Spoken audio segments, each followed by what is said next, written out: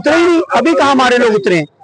हम लोग तो अपील कर रहे हैं, हम लोगों ने संसद में कहा है जिस दिन सड़कों पे उतरने का आह्वान हमारे राष्ट्रीय अध्यक्ष जी कर देंगे उस दिन ये प्रशासन के लोग नहीं संभाल पाएंगे। हम लोग तो बाबा साहब के संविधान को मानते हैं, शांतिपूर्वक तरीके से चल रहे हैं और अभी हम लोगों ने कहा सड़कों पर उतरेंगे तो ये फिर नहीं संभाल पाएंगे। अभी कल प्रयागराज में एक दलित की हत्या, आप सोचिए प्रयागराज की घटना, अच्छी याद नहीं याद लाई, प्रयागराज में घटना हुई, जिंदा जला दिया गया दलित नौजवान को। उसका गुनाह सिर्फ ये था कि वो अपनी किन्हीं परिस्थितियों में उनकी मजदूरी करने से इनकार कर दिया। कोई मजदूरी करेगा नहीं करेगा, किसी की गुलामी करेगा नहीं करेगा, ये तो बाबा साहब ने इतना हक अधिकार दे दिया कि हर व्यक्ति अपनी इच्छा अनुसार काम कर सकता है। लेकिन ये सामंती लोगों को, मैंने कहा ना, इस संविधान में दिए हक अधिकार इन्हें बर्दाश्त नहीं है। उसी में की ये घटना है जो इलाहाबाद में हुई है। इसी तरह की घटना आपके तरबा में हुई है 31 तारीख को। उसी तरह की घटना कल जहानागंज थाने में दलित बेटी के साथ रेप हुआ है। वो बेटी जितना मुझे पता है विकलांग है, मानसिक तौर पर भी वो शायद स्वस्थ नहीं है, उस बच्ची तक के साथ। सोचिए कितने निर्दयी, कितने सामंती, किस तरह के बहसी लोग हैं।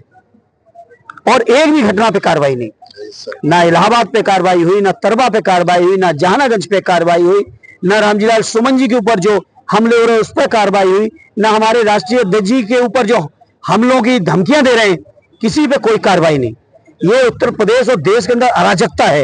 इसलिए मैं आप सबके माध्यम से पूरे पीड़ित परिवार के लोगों से अपील करूंगा कि आप लोग निकल पड़ेंगे, यही एक रास्ता होगा। आप सब लोगों की एकता, आप सबका समर्थन ही इन सामंतियों को सबक सिखाएगा। अवसर पर श्रद्धांजलि अर्पित करता हूं और संकल्प इस बात का लेता हूं, पूरा जीवन पर्यंत बाबा साहब के जो बताए हुए मूल्य हैं, बाबा साहब का बनाया हुआ संविधान है, उन मूल्यों पर चलते हुए देश के संविधान की भी रक्षा करनी है और संविधान में जो हक अधिकार मिले दलित पिछड़ों भाइयों को, मेरे परिवार के लोगों को, उनकी रक्षा के लिए दृढ़ संकल्पित रहते हुए संकल्पित संघर्ष करूंगा।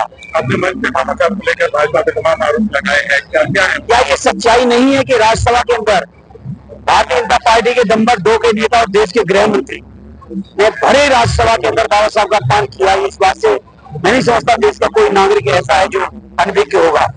और लगातार पूरे देश से आवाजें उठी, संसद में भी हम सब ने मांग की थी कि बाबा साहब जैसे महापुरुष का अपमान नहीं होना चाहिए।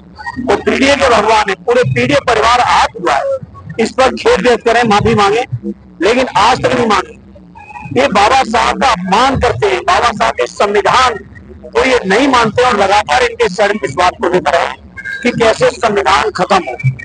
पहले शिलापट होने का काम चल रहा था और आपने दुगनी धनराशि देने की बात कही। दुगनी जरूरत पड़ेगी दुगनी देंगे, तिगुनी जरूरत पड़ेगी तिगुनी देंगे। इस तरह का विरोध बाबा साहब का ये कोई मेरी शिलापट का सवाल नहीं है। सवाल ये है कि ये लोग बर्दाश्त नहीं कर पा रहे हैं कि बाबा साहब के पार का सौंदर्यीकरण क्यों हो रहा है। ये इतनी छोटी मानसिकता के लोग हैं, ये बापों के हत्यारे लोग हैं, ये संविधान की हत्या करना चाहते हैं, ये बाबा साहब के मूल्यों की हत्या करना चाहते हैं। संविधान में जो हक और अधिकार दलित पिछड़ों को मिले हैं, मुसलमान भाइयों को मिले हैं, उनको पूरी तरह से ये पलटते हुए संविधान बदलना चाहते हैं, जिसके लिए हम लोग लगातार संघर्ष करते हैं। बहुजन समाज से क्या अपील? नहीं, पूरे बहुजन समाज के कर्तव्य है और मैं समझता हूँ वही लोग हैं, वही पीढ़ी परिवार ही है। राजनीतिक दलों के तौर पर हो सकता लोग अलग हो, लेकिन मैं समझता हूँ सभी लोग वही लोग हैं जो बाबा साहब को मानते हैं। सभी लोग वही हैं जो अधिकारों से वंचित हुए हैं, जो अपमानित हुए हैं, जो जलील हुए हैं। और जलील करने वाले भी एक ही ताकत है, वो सामंती ताकत है, वो चाहे आरएसएस के रूप में हो, चाहे भारतीय जनता पार्टी के रूप में हो, चाहे ये छोटी बड़ी जो सेनाएं चल रही हैं, ये कुछ नहीं है अपने आप में। ये सत्ता प्रायोजित विरोध हो रहा है। दलित हमारे सांसद आदरणीय रामजीलाल सुमन जी के ऊपर जिस तरह से हमलावर तरीके से तलवारें लहराई गई हैं हजारों की संख्या में, जिस तरीके से उनके घर पे हमला हुआ है, जिस तरीके से लोग इस बात का उनको वो दे रहे हैं, फिरौती दे रहे हैं कि भाई कोई नाक काट ले, कोई उनकी हत्या कर ले, ये केवल अकेले व्यक्तिगत रामजीलाल सुमन का सवाल नहीं है, ये पूरे दलित समाज के लिए, पिछड़े और मुसलमान भाइयों के प्रति भारतीय जनता पार्टी और सामंती लोगों की सोच है, जिसके खिलाफ आदरणीय राष्ट्रीय अध्यक्ष जी बहुत मजबूती के साथ लड़ रहे हैं। और मैं समझता हूँ पूरा बहुजन समाज आज आदरणीय राष्ट्रीय अध्यक्ष जी के साथ इस लड़ाई में खड़ा है। ठीक है धन्यवाद जी। आपका ये जो मैदान में जहाँ पे है एक शिलान्यास का मामला चल रहा है, ये मैंने संकल्प लिया था कि मैं अपनी सांसद निधि को सबसे पहले पूज्य बाबा साहब के शीश चरणों में समर्पित करूंगा। और चूंकि जो स्थान है ये जिले का सबसे महत्वपूर्ण स्थान है बाबा साहब के लिए, बाबा साहब के पार्क के रूप में, तो मैंने कोशिश की थी कि इसका हम जीर्णोद्धार कराएंगे, सौंदर्यीकरण कराएंगे। हमारे अध्यक्ष जी और हमारे बहुत सारे साथियों की इच्छा थी और मैं नहीं समझ पा रहा हूं इसमें भारतीय जनता पार्टी क्यों नहीं चाहती। और वो केवल इसलिए नहीं चाहती, वो नहीं चाहते कि बाबा साहब के स्थानों के महत्व को हम लोग बढ़ाएं या बाबा साहब के सम्मान में कुछ करें। और ये वही ताकते हैं जो बाबा साहब की प्रतिमाओं पर हमला बुलवा रहे हैं, ये वही ताकते हैं जो रामलीला सुमन जी की हत्या करना चाहते हैं। और ये सारा का सारा प्रायोजित है उत्तर प्रदेश और केंद्र की सरकार के द्वारा। और नहीं होता तो अब तक कार्रवाई क्यों नहीं हुई? छोटी सी छोटी अगर कोई पोस्ट कर देता है उस बात पे बड़ी से बड़ी धाराओं में मुकदमे लिखे जाते हैं। आखिर सरेआम धमकियां आज चल रही हैं, लाइव चल रही है, वायरल हो रही हैं। मैं नहीं समझता कोई एजेंसी ऐसी हुई जहां तक ये बातें ना पहुंची हो और कोई कार्रवाई हुई क्या?